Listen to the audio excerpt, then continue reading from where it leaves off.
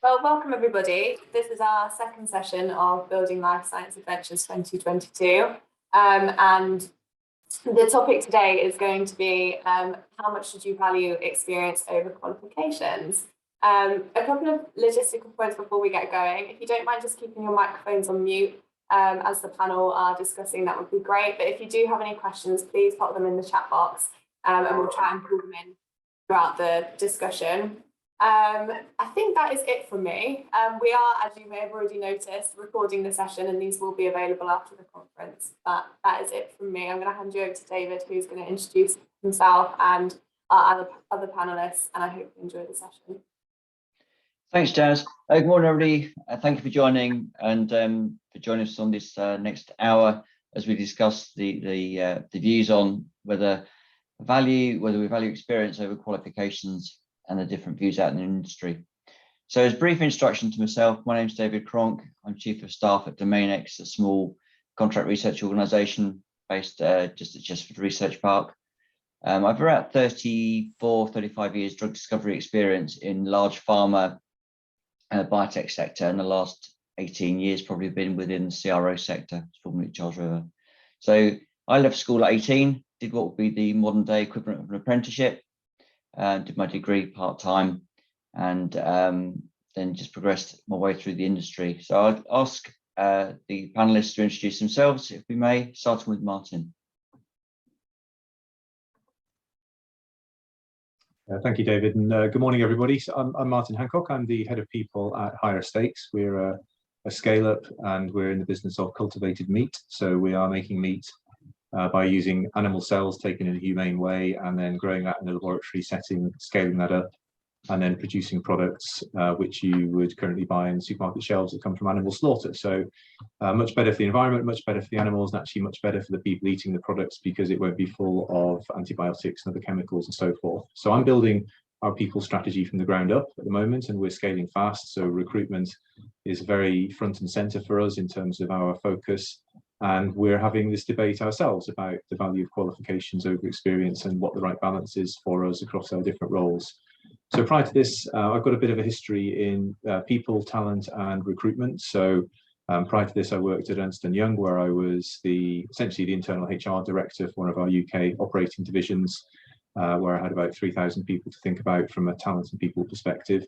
And prior to that, I was national director for talent management for the NHS in England. So designing a talent strategy and thinking about all of our job families, all of our career paths, both technical and highly qualification based, and also much more experience based, and how we identify and develop the right talent at the right time to have them in the right place doing the right things. So I'll be fascinated to see what this conversation brings, and looking forward to the discussion. Thanks, Martin. Jack? Jack, you're muted.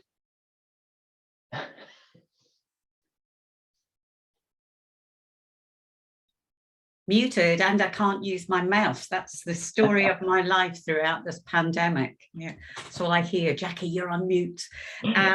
Anyway, hi everyone. I'm Jack Watson. I'm the Chief of Staff at Inivata. I came into my role a bit like David there. You know, I left school, but actually went earlier when I was 16. So I did my later qualifications and my degree when I was much, much older, and did that part-time as I was working full-time, which was great fun sometimes, but I got through it and did my degree and my master's in my late, well, I actually got my master's on my 40th birthday. So did it much later than a lot of people. So for me, I'm very, very interested in looking at how we can be much more creative about finding the right kind of talent, particularly for our industry. And, you know, if I look at some of the government announcements over the last couple of weeks, particularly around funding for people going into university, it's going to make it even more difficult, you know, for folks to get the right kind of qualifications. So how do we, as employers, you know, make it easier for people? And also, how do we make it easier for ourselves to bring the right folks into our organization? So like everyone here, you know, I'm really interested interested in seeing how this conversation flows. And I know that the other Jacqui has some really interesting things to say, so particularly around apprenticeships. So I will hand over to you, Jacqui. Thanks, Jacqui. So my name's Jacqui Macritchie, and I head up the early discovery part of the Charles River organisation, so a very large CRO organisation. So I'm a scientist by background. I came in a relatively traditional way, so graduated in chemistry, that went on to do a PhD, then joined the life science industry, initially in agrochemicals and laterally in drug discovery. So I think, for me, it's about looking at what you learn through that process and how you can apply that to the job, but also what kind of experience sets people apart. So it's not just about, for me, relevant experience in terms of the scientific credibility you have for the job that you do, but it's the other skills that you bring along in the process. And as the other Jacqui said, I think the apprenticeships are a really, really interesting way, and we've kind of come full circle. And we're bringing apprenticeships back in. And I think the value that they can add to the industry is really, really important. And I think we just need more people to see it. So like everybody else, I'm looking forward to seeing where this goes. Thanks, Jacqui. And last but not least, Sarah, please. Thanks. Yeah. Hi, I'm Sarah Hindell. So I completed my undergrad and my master's in neuroscience from UCL. And I'm currently completing my PhD in tissue engineering, where I work basically at the interface between bioprinting, immunology and dermatology at Barts in London. And I have, I guess, what I used to think of a quite broad range of unconnected experiences. So I have worked in Indonesia as a dive master and in marine conservation. I've also worked in Italy, where I worked researching extreme environments physiology. I've also worked in events management, and I'm also currently training to become a helicopter pilot. And what I've generally found is that it's a combination of my qualifications in my sort of life sciences degrees, but also my experiences, which have opened a lot of doors for me, which I'm really grateful for. Yeah, so that's it really. Thanks for having me. Thanks, Sarah. So as you can see, obviously have a huge breadth of different experience in terms of qualification routes and getting through to where we are with our current states of our careers. Sarah, I'd like to start with you if I can. So obviously you've touched upon their experience comes not only from the academic route that you take and experience we gain within a workplace, but also outside. How do you feel as an early career professional employers view that set of experiences and how much they balance that against qualifications that you may have achieved through your academic studies? Yeah, absolutely. One thing that I've found generally is me having all of those experiences means I can draw things from all of them that do become relevant into the jobs that I might be applying for. Though I do think one of the things that lots of people my age will probably say about job posts and things on LinkedIn is that they often, even though they do ask for both qualifications and experiences, often the experiences that they are asking for do tend to be quite specific. And I do think that that's something that employers are looking for. And it's often an aspect that even though I do have quite a broad range of extracurricular experience, that's something that I do often lack a little bit or feel like I don't have. Yeah. So opening up to the panel then, when you review CVs, how much of those experiences do you say have got to be job specific, or do you say actually they're transferable from what this person's done in other roles or outside the workplace? Jacqui, put you on the spot. So I think this is where having a recruiter involved in the process is really important. So it's not just a bunch of scientists looking at a lot of CVs. By having a recruiter involved, you've got an external viewpoint. I think it's also having a diverse interview panel means that people are looking for different things. So I think it's quite short-sighted to look at a CV and dismiss it because some of the experiences may not be relevant. I think it comes down to the job that you're applying for. So if you're applying for something that requires you to have a certain level of experience to be able to hit the ground running, then that's always going to be paramount in your selection process. If you're bringing somebody in at a different level who has got experience that can be transferable, then I think that that's where it changes your level of importance that you place on the qualifications versus the experience. So I think it comes down to the job. Martin is kind of a chief people officer at HR. Is that something that you see as well, that the technical people tend to be guided by pure technical knowledge rather than perhaps a parallel strand to experience? I think there is definitely some truth to that, and often those people themselves have invested a lot of time and energy in building their own qualifications. I mean, you only have to listen to Sarah's academic track record, see how impressive that is and how good that's going to look on a CV. And I think as a hiring organization, qualifications are helpful because they're a bit of a proxy for making some assumptions about the things that people will have learned and some of the things that they will have done, particularly if it's during a PhD or master's where there's some research involved. I'm talking from a scientific perspective here, particularly, of course. But I do agree with Jacqui that I think it's helpful to look broader than that. And for us, we're interested in that there has to be a baseline level of technical expertise that makes somebody competent to do the job, and qualifications are a helpful indicator towards that. But we're interested not just to say, well, you've got the qualification. We want to know, well, what actually did you do when you were in the lab, in the case of the scientific roles, or in the development kitchen if it's in our food science team.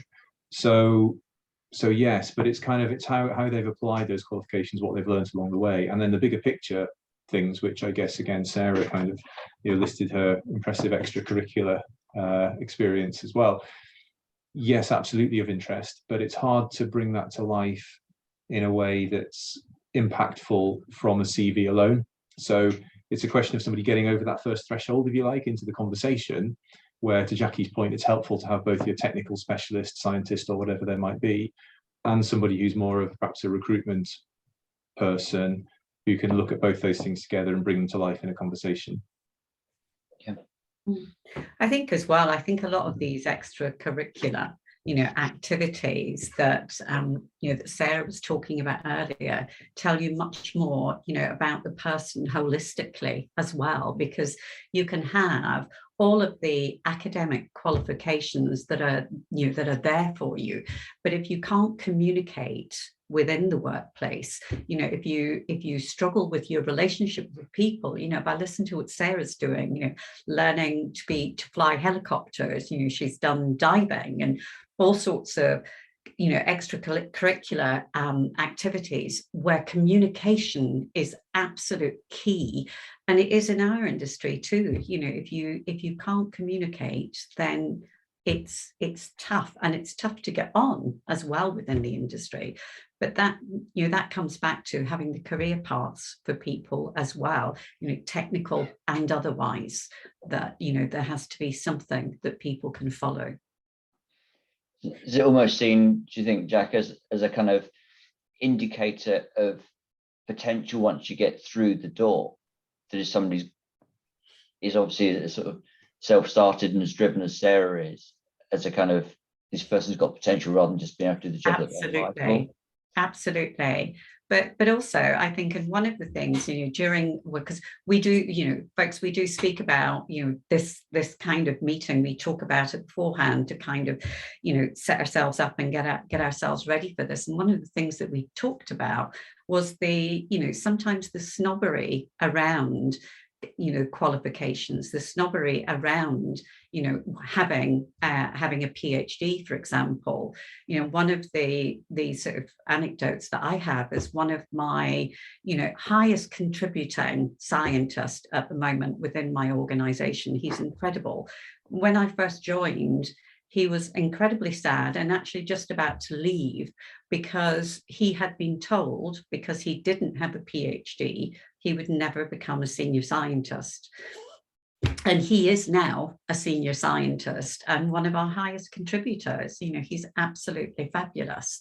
So, you know, some of this snobbery around having a PhD, although it's important, and it is important in lots of cases, and that level of education is important, but the experience is also very important. It's an interesting perspective, isn't it? And Jacqui will know, I mean, it's something that bugs me immensely. You know, it's certainly within the external services sector, is one of the facts we quote most in any organisation is the percentage of people with a PhD. And it'd be interesting to, you know, get the panel's views on that as to why is it a perception, and at what point in time does experience counterbalance a paper qualification? I think, can I just, oh, go on, you go, Jacqui. After you, Martin. Perhaps just to build a bit on what Jacqui said, I'd like to introduce the concept of bravery and risk in the idea of recruitment. Okay, so my observation over more years, and I'd care to mention, of supporting other people's recruitment processes and seeing how they make decisions from my time in exec search, is that a lot of people make recruitment decisions based on minimizing risk. And often that translates to, it's never spoken about, but the subconscious driver behind that is, if I hire this person and it all goes pear-shaped in 6 or 12 months, what's the risk that anyone can come to me and say, what on earth were you thinking hiring this person? They were clearly not qualified for the job, and that being on me. And qualifications play a really big role in that at an early stage of career. So I think don't be surprised if people tend to default to the challenge around, well, you haven't got relevant experience in this, or you haven't got qualifications in that, because it's an easy way to make a decision that's then defensible if things go wrong down the line. Now, I know that sounds like quite a negative perspective, but there's a bit of human nature comes into play here. And it's quite a brave space for an organization to step into, to say, this person may not have the qualifications that we would normally necessarily look for, but we see enough here that we're going to hire them anyway, and we're going to trust that they're going to work out. And if they don't, that's on us, not on the individual. And it's up to us to create the conditions for them to now thrive and be successful. That's quite a brave hiring decision to make. So there's a bit of context here about where an organization's at and its maturity and confidence in making recruitment decisions, I would say. So I'm not sure if I've directly answered your question, David, but I think to get to the point about how much experience starts to become relevant over the qualifications, for me, I think it'd probably be, well, it depends on the role again, doesn't it? But I'd probably know more than a couple of years, actually, where you'd be saying, well, great, they've got the qualifications. What have they actually done? How have they applied that? What's the practical experience they bring, and how does that compare to what we do? Yeah, that's an interesting point, Martin. Perhaps we'll come back to that shortly. We've got a couple of questions coming in on the chat box. Jazz, I don't know if you've been filtering through, they're coming in quite quickly now. So I also want to try and keep the audience engaged and making sure we address questions in a timely manner. So from Catherine Simpson, what's the best way of showing a CV from skills you bring from extracurricular? Sarah, you're probably really well placed to address this as to how you really exemplify particular skills. Yeah, absolutely. I recently had to fill in quite a long CV, which had very specific skills. So the first thing I've always done, which is probably very helpful, is to look on the website of the person that you're applying to a job from and pick up the skills that they are looking for, and then go through your experiences and find the things that you think correlate to the skills that you think they are looking for. But then I tend to put beneath each of my extracurricular activities, so often you have an extracurricular section, for example, in your CV, I tend to put underneath that a particular thing that a very specific example of something that I had to do for that particular role, and how that is translatable and that particular skill is translatable. I recently went to a really good careers CV building workshop where they really tried to make it very sure that we knew that it had to be a very specific example, and also very much making it really, really clear, almost as if you're assuming that the person who is reading your CV is stupid and they can't see the translation that you can really obviously see. And that's something that I've found quite helpful as well when writing my CV. Obviously, I don't tend to read CVs in the opposite direction. This is only based on my own experiences. So I guess some of the others probably have the opposite view from reading it from the other side. But yeah. So it's a case of exemplifying the particular skills that you've captured from that level of experience. Yeah, absolutely. I mean, one of the obvious ones that I can think of is when I used to work in events management. Events management is a very quick thinking, on your feet. You have to fix a problem very, very quickly. That's something that lots of people are looking for in their jobs, but it's not something, if someone's worked in events management, someone might immediately think is something very important to a career in the life sciences. But I know full well from doing my PhD how quickly things can go wrong in the lab and how quickly you might have to solve that problem. And it's just making that really obvious to someone who is reading your CV that there is actually translatable skills. Okay. Thanks, Sarah. There's a couple of other comments that come through on the chat, which is a perspective that perhaps I hadn't captured. I'd be interested to capture the panel's views on this, is how much we see PhD qualifications as being equivalent to 3 or 4 years experience within an industrial setting or a lab setting. What's the panel's views on that? I can chip in first. So I think it's so to me, a PhD is only as good as the person doing the PhD, is the way I would look at it, because a PhD means that you've got to think independently, you've got to be able to solve problems, you've got to find your own way through things. So a PhD is about demonstrating whether you can do that. Now, a graduate coming into industry, or an apprentice, but a graduate in this particular case, they probably won't have the same opportunity to demonstrate that level of independent thinking as quickly as that you would in a PhD setting. So I think, yes, they can get there, but it might take them, instead of 3 years, it might take 5 years, because they've got to embed themselves in an organization. They've got to deliver what they are doing on a day-to-day basis, which is the tool that they've chosen to study or whatever. And then once they get the grounding in that, they've got the space to start being more independent and starting to driving the areas of research. So I think you get there quick because you're forced to in a PhD. Jack, have you got something you want to add to that? The only thing I would say, people coming into, particularly into our kind of industry, if they're coming in without a PhD, you also have to make sure that you've got the folk on the ground. You have the people there who can mentor, who can coach, and who can take them through the 3 or the 5 years, as Jacqui said, to get them to this, to get them to the stage that you need them to be. So, I'm not down valuing the a PhD. I think everyone who has the opportunity to go down that route, then it's a fantastic thing to do.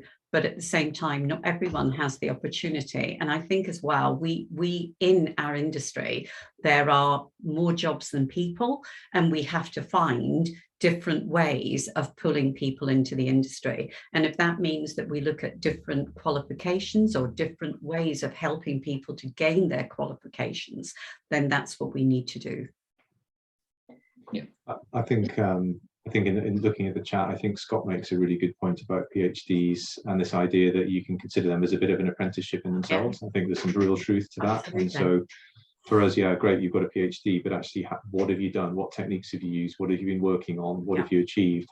Those are the sort of questions that we're asking then in those interviews, and some of that hopefully is obvious through the application as well. And I think, taking aside the PhD, if we're looking at people who've just come through, say, an undergraduate route, and I know we're going to get on to talk about apprenticeships, but I think the value of a placement year within an undergraduate degree is really important. Is really valuable as well, actually, because it's a bit of a perhaps a bit of a generalization, but if an undergraduate degree is primarily about learning, PhD is about more of the application of that learning whilst continuing to learn, of course. And I think a placement year within an undergraduate degree gives somebody a chance, if it's good placement, to really apply some of their learning and to build their experience and breadth. And it just allows you to transplant the qualification-based content they've got into a more of a work-based commercial environment. and you can see that they've already been able to make some of that steps in the right direction.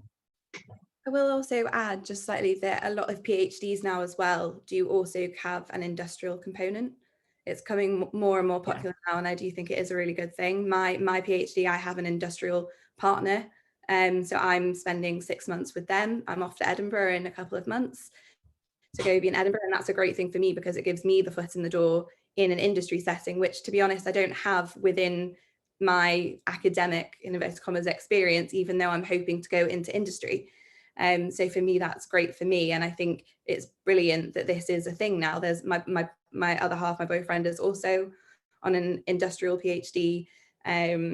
You actually get funded better, so you get paid more, which is also better because doing a PhD is not fun. We don't get paid very well. So that's also, yeah, it's a real benefit. And I think that helps as well. Just, yeah.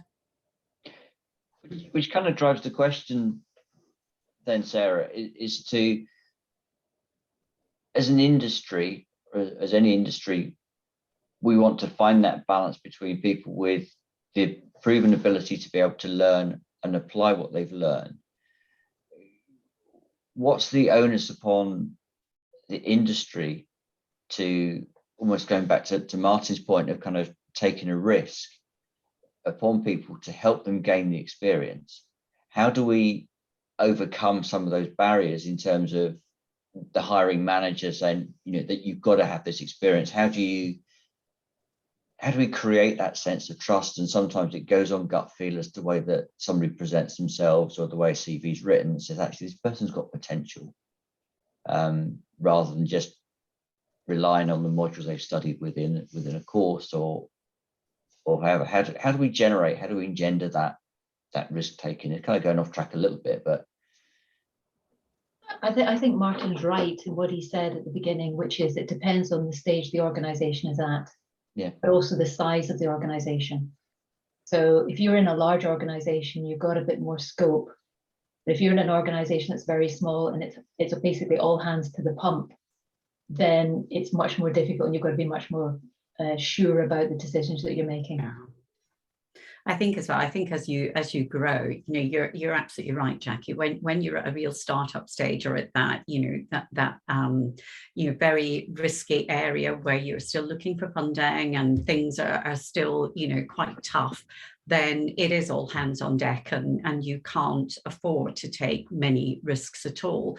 But as you grow, it's understanding where you can make the compromises, where, and understanding the talents that you have within your organization that will allow you to make these compromises and have the time to be able to spend with folk as well there. Can we turn the conversation to apprenticeships? Yeah. Because I think that this is the complete opposite side of the coin. And, apprenticeships, I think, is a phenomenal way to build from within. So, if you think about what you learn on a degree, is you learn the theoretical, the technical knowledge at a degree, but it's not until you move into industry do you actually learn what you want to do with your life. So I studied chemistry, but I wanted to do drug discovery. Well, you cannot study drug discovery. It's something you learn on the job. You learn by doing drug discovery projects over 20, 30 years to become a good drug discoverer. So how do you build the skills? And the easiest way to build the skills is to grow them internally. So you bring in apprenticeships at school leaver age. They get their qualifications. It takes them 5 years instead of 3 or 4 years.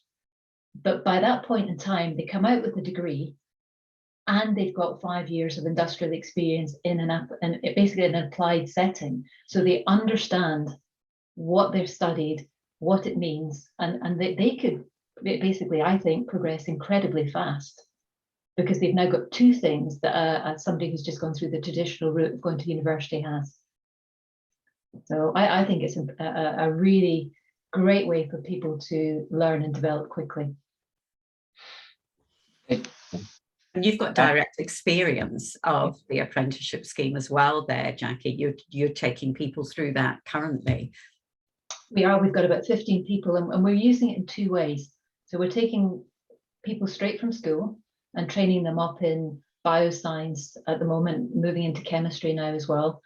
But we also take advantage of some of the other apprenticeships for our current staff who maybe have degrees, or they might even have PhDs, and putting them through a business course as an apprenticeship, so they learn how to do business management or something else. So, and in fact, there's now one on drug discovery. So we just started this year putting, I think it's about 5 people through the drug discovery apprenticeship. So we can see it from both sides. Yeah, I'm very, very supportive of the apprenticeship scheme. I think it's very good. Which I guess I love the fact. Oh, sorry. It just demonstrates the fact that you never stop learning, and your career can take whichever direction you want it to take in. But I love the fact as well, Jacqui, that you're taking your scientists through a business apprenticeship as well, because at the end of the day, we need people to run our businesses going forward too, and we need them to be prepared for that. So they're prepared as scientists, but not necessarily prepared in finance or the other areas that we need people to to gain that experience. Absolutely. I think that's fabulous that you're doing that. I do also think it's really interesting because for someone who's done is doing a PhD and is hoping to move into industry, I often feel, because a lot of my friends went to universities and say did business at university and then just got a consulting job or something. But for me, I've got very sort of technical skills, but I feel like my general business and financial awareness skills are really lacking.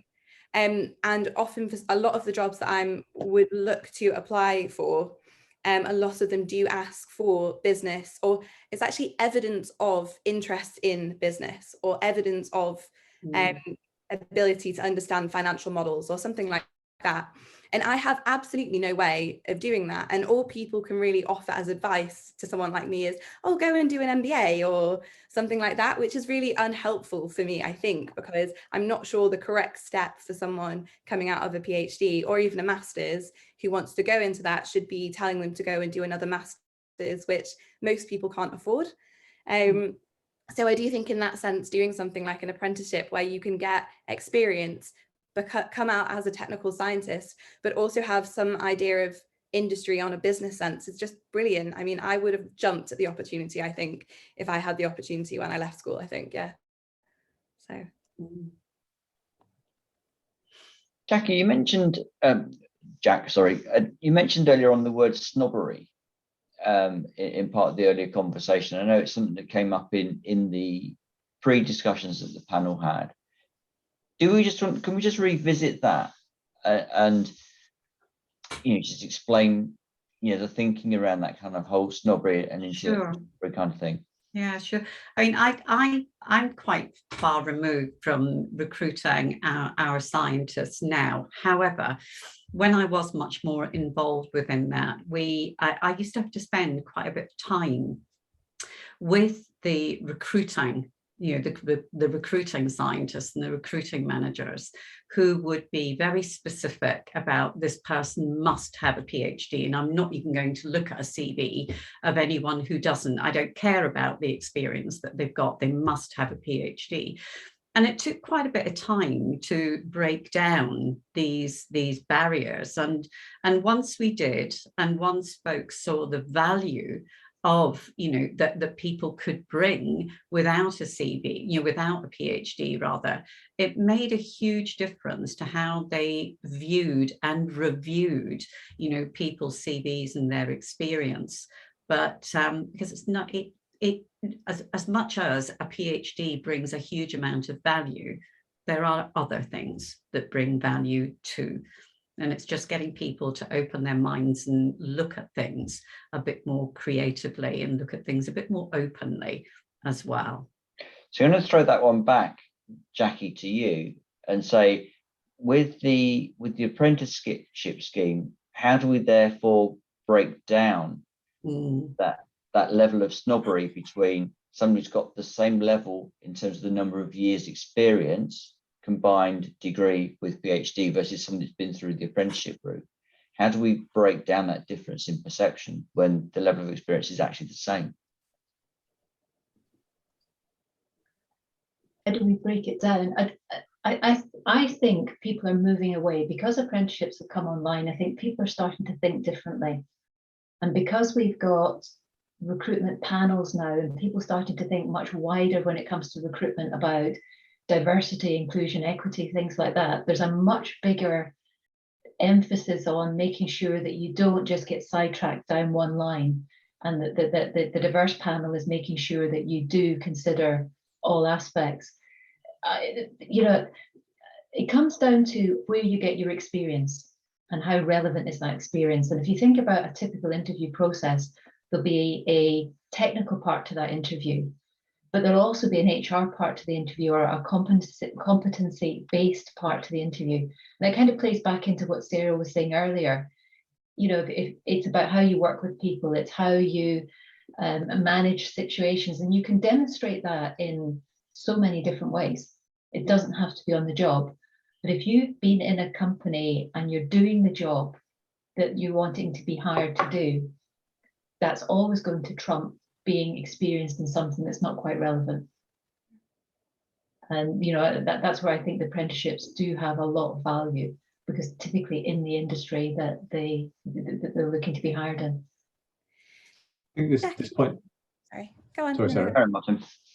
Yeah, so I think the snobbery point is an interesting one, because I would think of that more as being something relating to bias, which I think Jacqui's kind of touched at a little bit here with her observation about, you know, introducing the sort of equality and diversity aspect of recruitment into this as well. And I think we all need to be aware we all have our biases, and it's key to understand what they are and how they might play out in an interview and a selection process. So if I think about my own, for example, I am a bit of an academic snob, and that's due to my upbringing, because my dad came from humble origins. He did very well academically, and he kind of defines himself by his first degree, his PhD, and the fact that he was then a research chemist for his whole career. So for the environment I grew up in, academics and academic achievement was very important in our family environment, and I carry some of that with me. So I have to be really careful now when I look at a CV, not to think, oh well, that's a Russell Group university, that's a high quality university from overseas.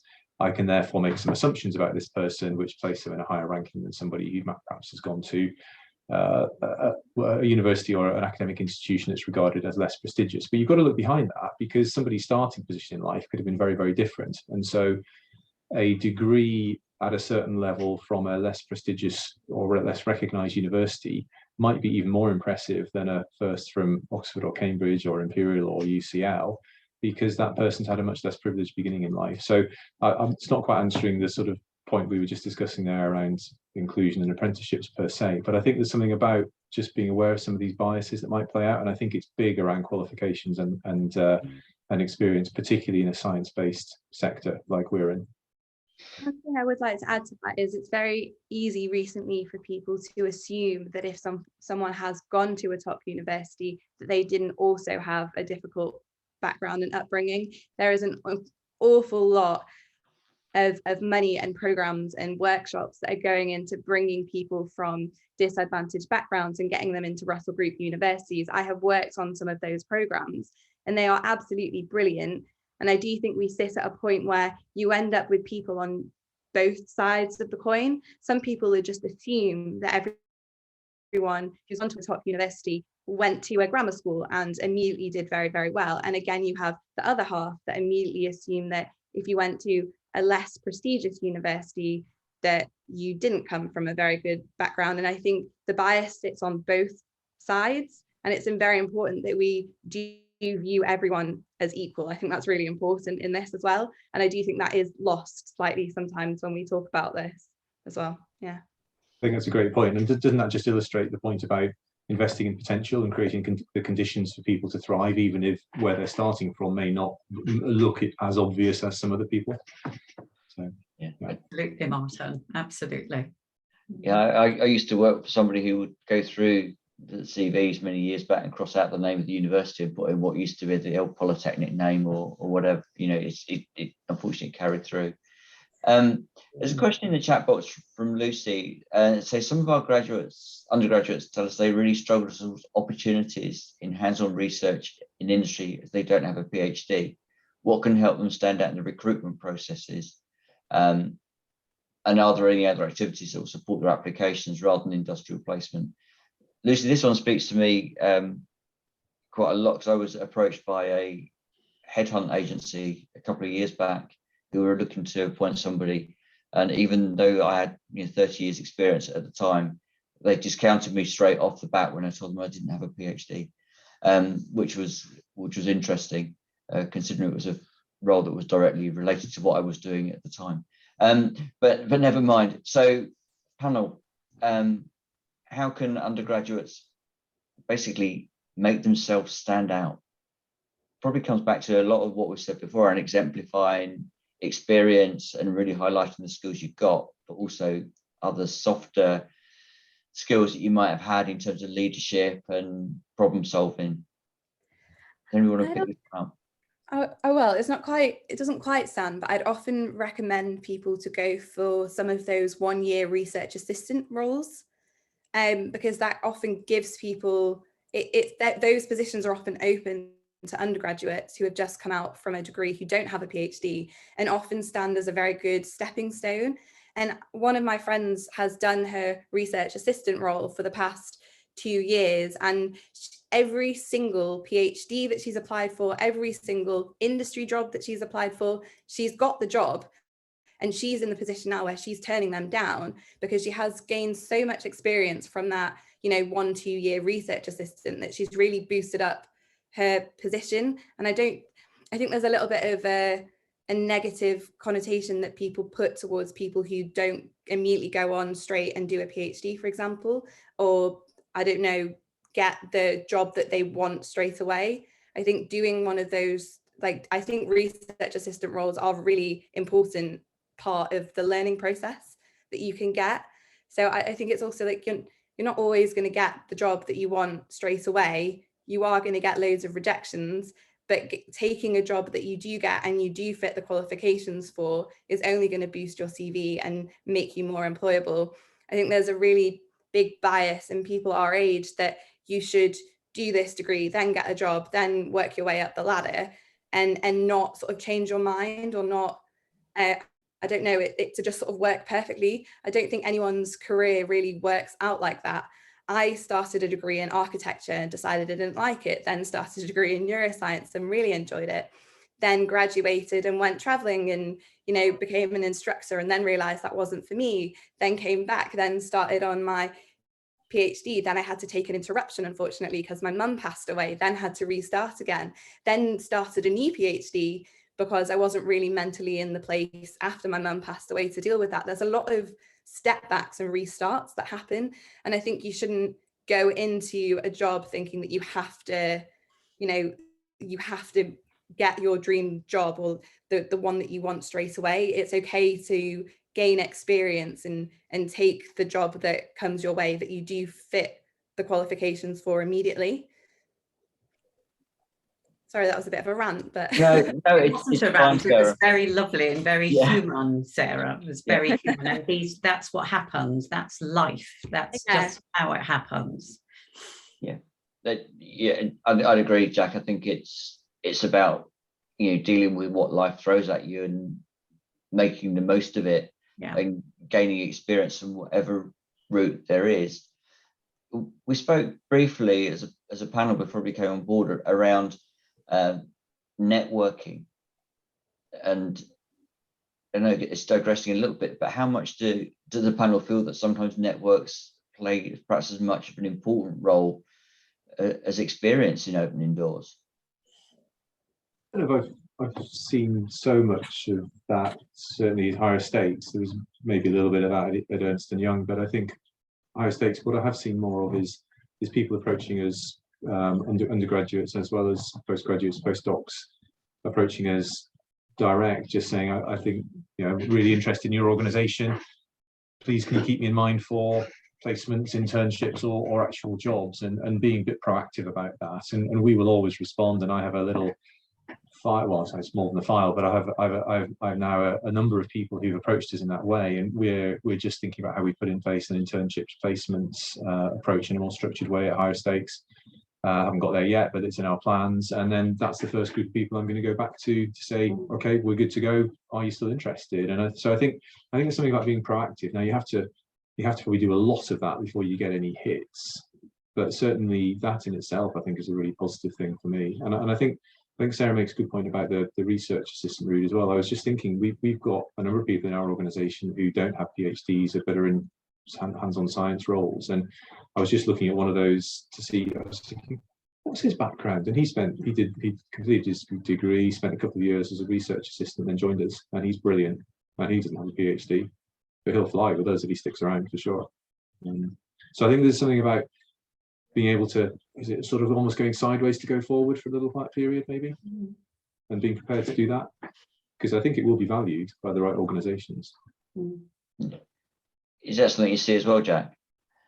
Yeah, no, I was just nodding there. I was thinking about going sideways before you go forwards. When I look at my own career and think about, you know, the side steps and the backward steps that I've taken on occasions in order to get to where I wanted to be, or even, I mean, I had 2 children when I was quite young, so it was looking at how could I do things that suited them, but then also making my CV sound and be valuable, you know, to an employer of the future, and ensuring, you know, that these backward steps or sideward steps were explained in the right way and shown in the right light on my CV as well, to make sure that it was adding value to me and to a future employer there.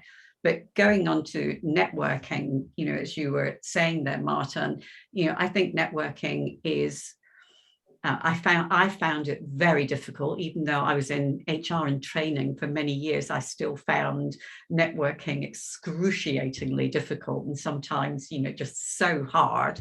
But I think it is really important, and I think it's important for people to do. And I often, you know, when I've spoken anything like this or been on a panel like we are today, people will also often link in with you on LinkedIn, and, you know, I will look at their backgrounds and I will go back to them. And if we do have anything, you know, that could be of interest, or they have anything that could be of interest for us, then I will go back to them, and I will, you know, it does stick in you, it does stay with you. So networking is a valuable activity, but it's not easy for lots of us.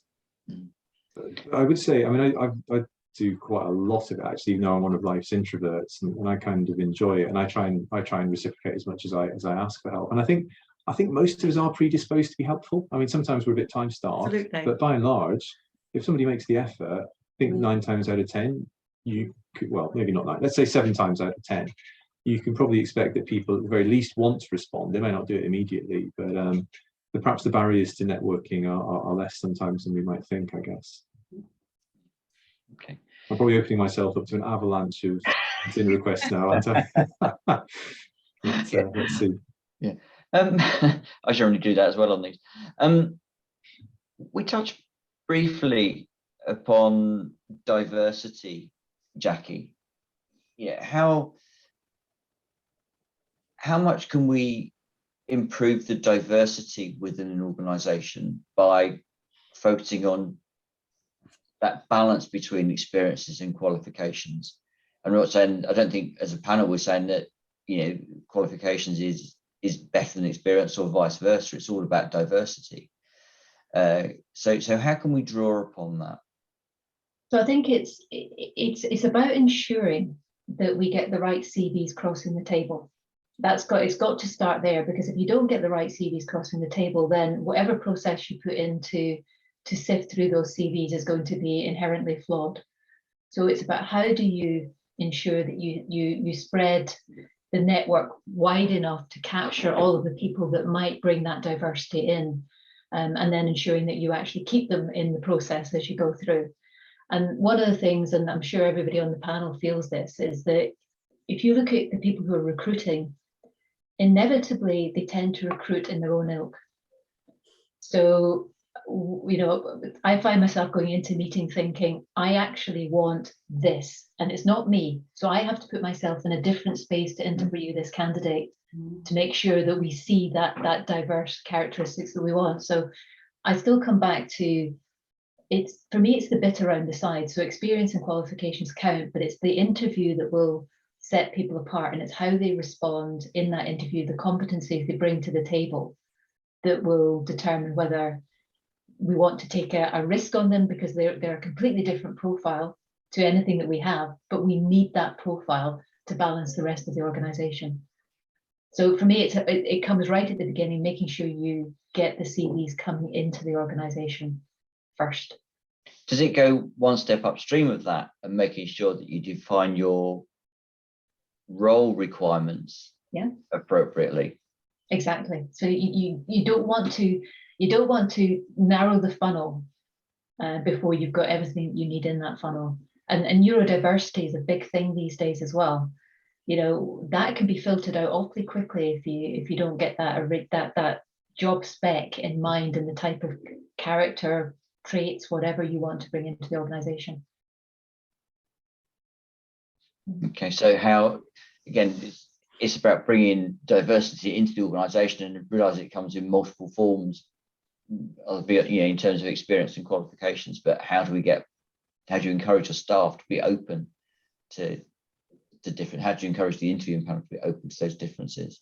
Which I guess kind of, Martin, is part of your role, right? Yeah, it is, and I'm going to just raise bias again as well. So we're just starting to do a bit of work internally about helping people understand what bias is and how it sits within them and how that can play out through a recruitment process. And so we're just thinking a bit about how I think our recruitment process by and large is pretty good. We have a very diverse team as well, but just making sure that across the whole process, a real mix of people have seen the candidates and candidates have seen them as well, because it's a two-way thing. That's through the selection process, and people being prepared to challenge each other around some of the decision making that we're going through as well. I think there's something about the content of the recruitment process as well is interesting, because we do tend to still all default to a lot of interviewing, and the data tells us that that's not actually the best predictor of somebody's future success in the role we're hiring them to.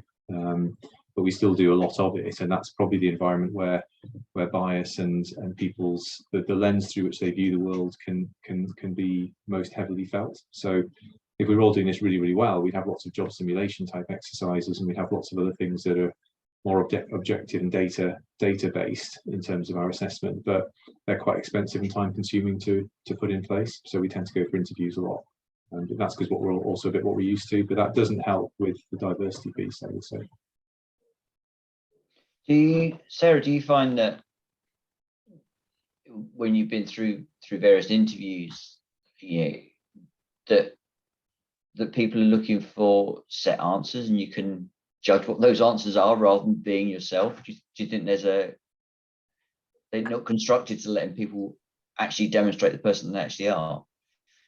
I have had multiple experiences from all ends of the spectrum. I have been given interview questions before attending the interview, which was confusing for me, where you could prepare your answers in advance. I have been to an interview where they ask your questions, which are usually the obvious ones. What are your strengths? What are your weaknesses? But when it got to the point where it's an actual discussion, or they give you the chance to ask questions, they then say, you ask your questions, you start having a discussion, you try to continue asking questions, and they will go, oh, sorry, time's up now, we have other candidates, goodbye. So I don't think that's the best way forward. I often find interview questions can be a bit rigid in terms of the what are your strengths and your weaknesses questions always confuse me. I understand that it's trying to get you to be to see whether you can gauge whether the person that you're interviewing has a good grasp of themselves and are self-aware. But I'm quite sure you can grasp whether someone is self-aware in very different ways than asking what someone's strengths or weaknesses are, because it becomes not a very real conversation. It becomes something where someone plans an answer because they're expecting it's going to be asked, for example. The best interviews I've had have been discussions or just conversations where you just walk into the room and you just discuss, talk about yourself. You have the opportunity to ask the person who was interviewing about them, how they got there, what's their career, and then you get a gauge of whether you're going to fit in their job and whether they are going to fit in their job with you. It also takes away some of the nerves, I think, that people go into an interview for. Being in an interview panel where there's you know, 6 people at one end of the table and you at the other is not comfortable for anyone. So other than proving that someone is perhaps very confident or perhaps a bit arrogant and overinflated in themselves, they're probably the only people who can deal with that situation comfortably. But I don't think that gives any kind of gauge as to how well they're going to perform in the job. But as I say, I really have had all ends of the spectrum of job interviews. They're never the same. They are always very different. And even, for example, even the one that I had for my current PhD, I left thinking it didn't go very well at all, not because of me, but I just felt like it was a bit overly formal for a PhD. And it ended up being the one that I decided to take afterwards because I had follow-up telephone calls with my supervisor, with the sort of head of welfare for students afterwards. And those were the things that convinced me to take the job. It was not the actual interview process that happened itself. That almost was just the thing that proved that I was able to give a presentation and had read up on the topic beforehand, and that was about it. So yeah, broad spectrum really. So it's the other side of the interview process, isn't it? It's the company getting across their culture and their values and whether they're interested in you as an individual and the experience that you can bring. And the quality of the interview and the outcome is only as good as the quality of the interviewer. And I think there's a great illustration there from Sarah's summary about how poor a lot of interviewers actually are interviewing. Yeah. Which is not helpful to any candidate, frankly. So. No. There was a direct question to you in the chat, Martin, but I think you might have to answer it after this panel because Jazz is waving the time banner at me. And it's perhaps you could share more on job simulation at some point in time. So it's certainly something, not a term that I'd come across either. So it'd be interesting to hear that, and perhaps we can follow up with some separate information afterwards. But we've got a couple of minutes left to go, and I'm going to put each of the panelists on the spot and say, you know, from the discussions that we've had before, what's your opinion? Is one thing better than others in terms of its qualification, more experience than others? They're better than experience, or does it really not matter? And it comes down to the individuals. Jacqui, I'm going to start. I don't think it matters. I really don't think it matters. I think, you know, if you have the opportunity to do a PhD, fantastic. If you can bring that experience into the industry, if you have the experience, then we should be valuing that just as much.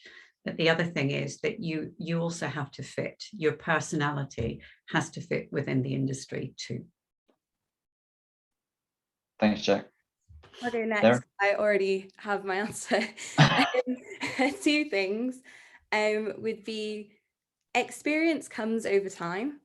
I'm not disappointed in the fact that I haven't got all the experience that I want to get for any job that I want to apply for.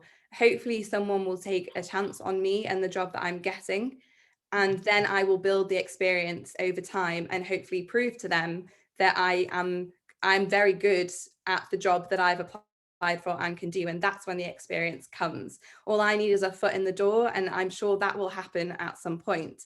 But my extracurricular stuff and all of the stuff I have done on the other side, I could have had the opportunity to do throughout. You know, you can do it from school all the way upwards, and those are the things that make me who I am. They make me realize the things that I'm interested in, the things that I'm not interested in. They mean I'm I personally think, a very well-rounded person. I feel like I can take things from all of those and hopefully show the sort of interpersonal skills that I have. And you should be working on those throughout your life to try and be the best person you can be. And you can do that now, if that makes sense. There is no job experience that you can gain from that. So I feel like for me personally, experience is really important. Extracurricular stuff is even more important. And the qualifications that you can get along the way will just solidify that, really. Okay. There you go. That was Thank you. Jacqui, you want to go next? No, I'll leave the last word to Martin.